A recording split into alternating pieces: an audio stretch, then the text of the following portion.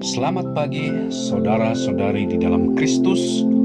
Renungan kita pagi ini adalah bab 5. Dapatkah Superman masuk ke surga? Yohanes 3 ayat 9-14 berkata, Nikodemus menjawab katanya, bagaimanakah mungkin hal itu terjadi? Jawab Yesus, engkau adalah pengajar Israel dan engkau tidak mengerti hal-hal itu?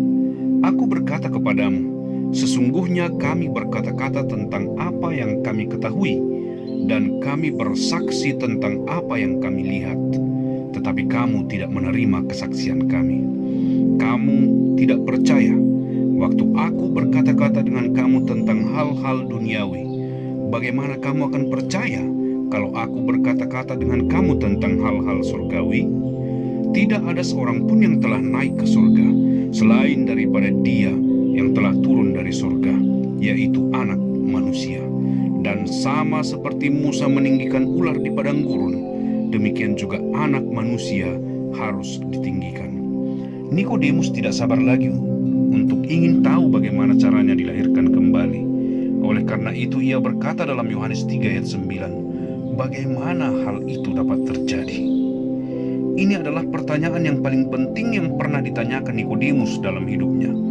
Biarlah setiap kita juga menanyakan pertanyaan terpenting ini. Bagaimana saya dapat dilahirkan kembali? Karena jika Anda tidak tahu, maka Yesus berkata, engkau tidak bisa masuk ke dalam kerajaan Allah. Sebagai seorang yang sangat religius, mungkin Nikodemus berpikir bahwa untuk dapat dilahirkan kembali adalah dengan melakukan lebih banyak perbuatan religius. Nikodemus dilahirkan sebagai seorang Yahudi dan mengikuti semua tata cara, upacara keagamaan orang Yahudi. Kalau begitu, apakah ia harus lebih rajin lagi mengikutinya? Nikodemus sebagai seorang Farisi tekun belajar dan mematuhi perjanjian lama. Apakah Nikodemus harus lebih tekun dan lebih patuh lagi? Nikodemus sebagai seorang penatua, rajin memimpin ibadah Yahudi. Apakah ia harus bekerja lebih keras lagi? Apa lagi yang dapat dilakukannya? Apakah ia harus lebih banyak lagi berpuasa? Apakah ia harus lebih banyak lagi memberikan persembahan? Nikodemus sudah begitu lelah, bosan, dan merasa muram dengan banyaknya ritualitas agama. Apakah harus ditambah lagi? Nikodemus berharap Yesus menjawab pertanyaan tentang bagaimana cara supaya ia dapat dilahirkan kembali. Namun sekali lagi, Yesus menegurnya. Pertama, Yesus menegur Nikodemus sebagai pengajar Israel yang tidak tahu bagaimana dilahirkan kembali. Nikodemus bagaikan seorang pemimpin yang buta, yang mencoba memimpin orang-orang Yahudi yang juga buta. Kemudian Yesus menegur imannya yang lemah. Yesus sudah menjelaskan dan menerangkan bahwa manusia pada dasarnya memiliki sifat jasmani dan rohani. Secara jasmani, manusia dilahirkan oleh ibunya untuk masuk ke dalam dunia ini. Secara rohani, manusia perlu dilahirkan untuk masuk ke dalam kerajaan Allah. Oleh karena itu, secara rohani, manusia perlu dilahirkan kembali. Sekalipun konsep ini sangat sederhana untuk dipahami, namun Nikodemus merasa enggan untuk percaya.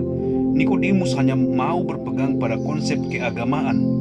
Nikodemus sendiri sudah mendengar tentang mujizat Yesus dan tahu kalau Yesus bukan orang biasa, melainkan yang datang dari surga. Namun Nikodemus sulit menerima ajarannya.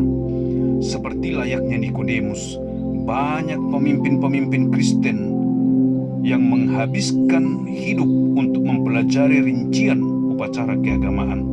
Seperti Nikodemus, banyak pemimpin-pemimpin Kristen yang percaya bahwa kesalehan dan ketaatan melakukan upacara-upacara keagamaan akan membawa mereka ke surga.